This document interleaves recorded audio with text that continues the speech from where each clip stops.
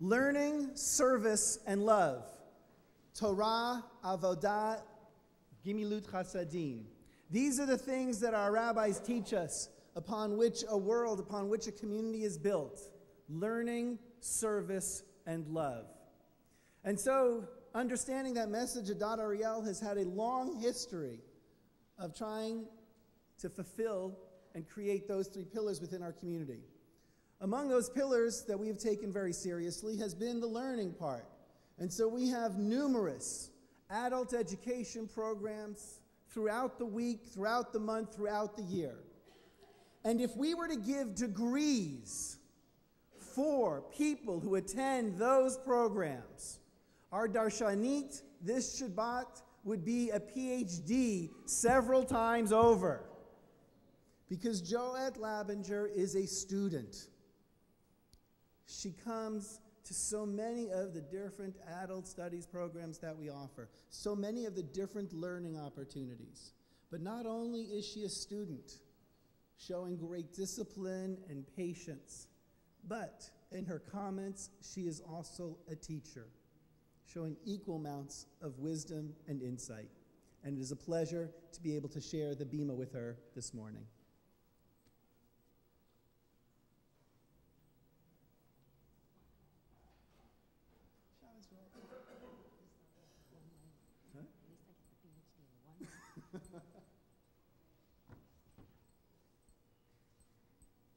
Thank you, Rabbi. Shabbat Shalom, everyone. Shabbat Shalom.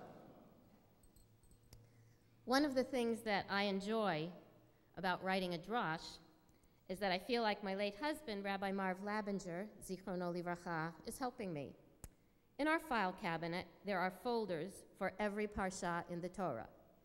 In each folder are notes that he made, sermons that he delivered, and homiletics ideas from the Rabbinical Assembly. For this drash, I found that Marv's notes directed me to sources that I found very helpful. And fortunately for me, the books he directed me to are all in the extensive library that he acquired. So he guided me through this process, and hopefully I can share some guidance with you. This week we have a double portion as our Torah reading, Acharei Mot Kedoshim. The first of these, Acharei Mot, gives us a detailed description of the rites of purification to be performed by the high priest on Yom Kippur, including the practice of the scapegoat. We are then told how we as a people are to observe Yom Kippur. This is followed by the prohibition of sacrifices outside the Mishkan, the prohibition of eating blood, and the prohibition of eating an animal which has died or been torn apart. We are warned not to practice idolatry, and given a list of the many categories of forbidden sexual relationships. This brings us to the second parsha, Kedoshim, which is located in the exact center of the Torah, a very appropriate spot since it houses what is known as the Holiness Code, containing many of the fundamental teachings of Judaism. It begins with a phrase which at first glance looks like we've seen it before. However, there's a difference this time. It says, "The Lord spoke to Moses, saying, 'Speak to the whole Israelite community and say to them,'" and it goes on. Usually it says, "Speak to the children of Israel and say." But this time, it is much more emphatic that everyone is to be included, that everyone needs to hear. Why would that be? It's because what is about to be taught is of major importance.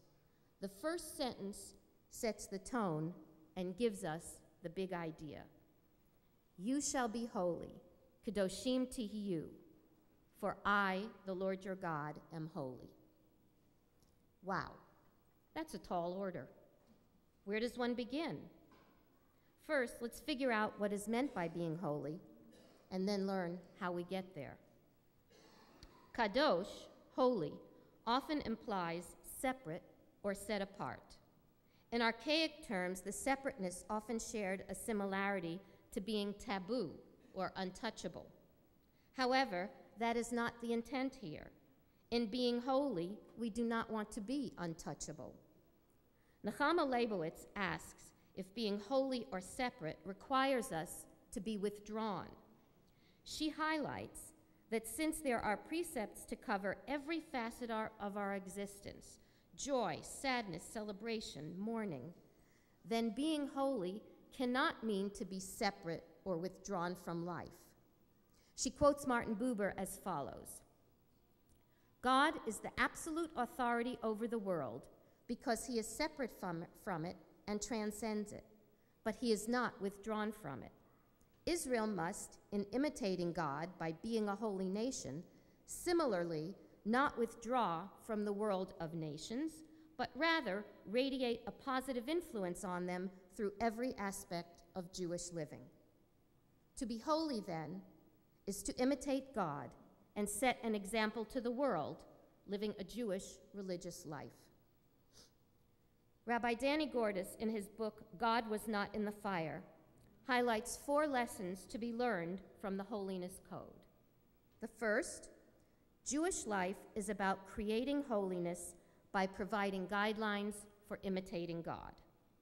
Second, the Torah sees behavior as the crucial element of the path to holiness. He states that the Holiness Code does not suggest contemplation or solitary meditation as the path to holiness. It suggests that daily human activity is what enables us to become most godlike or holy. The third lesson that Rabbi Gordis shares is that the Holiness Code opens with interpersonal ethics, not ritual. We are to revere our mother and father, leave produce at the edge of the field for the poor, refrain from gossip and slander, and treat the stranger with compassion, just to name a few. Finally, he highlights that ritual commands and ethical instructions are not neatly separated one from the other. After commanding us to revere our parents, we are reminded to observe Shabbat.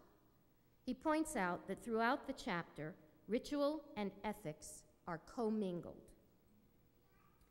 Martin Buber once said that life is to be divided not into the sacred versus the profane, but into the sacred and the not yet sacred. Living within Judaism sanctifies our lives and puts us on the path to holiness. Rabbi Abraham Joshua Heschel taught us how we can make the not yet sacred into the sacred. He wrote, "The study of Torah is an example of sanctifying thought. Observing Shabbat is an example of sanctifying time. Prayer is an example of sanctifying words. Mitzvot are examples of sanctifying actions." The aim of this parsha is to guide us on the path to holiness, not by separating ourselves from the world and becoming hermits, not by condemning things as evil like liquor and sex and money, so on. No, but by teaching that most everything has holiness in it. Our job is to raise everything to the level of holiness. Eating can be made holy through the observance of kashrut and the blessings before and after meals. Wealth can be made holy by giving money to charitable causes. Wine can be made holy through kiddush, and even sex can be made holy through marriage. Life can be raised to a level of holiness, and this is the goal of Judaism. This one concept, deeply embedded into Jewish consciousness, can redirect one's thinking, one's actions, and one's life. This one concept can explain all of our rituals, our festivals, and our prayers. This one concept explains why we join ethics and ritual. Faith and works can be considered as one on the highest level. It explains why observing Shabbat is a commandment next to honoring one's parents. Our job is to raise all aspects of our lives, material and spiritual, the everyday and the once in a lifetime, to a level of holiness. Let this concept become our frame of reference. Whatever we do, whatever we say, we should ask ourselves, does it make for holiness or not? In our Torah on Tuesday class, we are learning from Rabbi Shefa Gold's book, Torah Journeys, the inner path to the promised land. I would like to share something that she wrote about focusing on holiness. When I am connected to that divine core of holiness, then I have reverence for my parents, where I come from.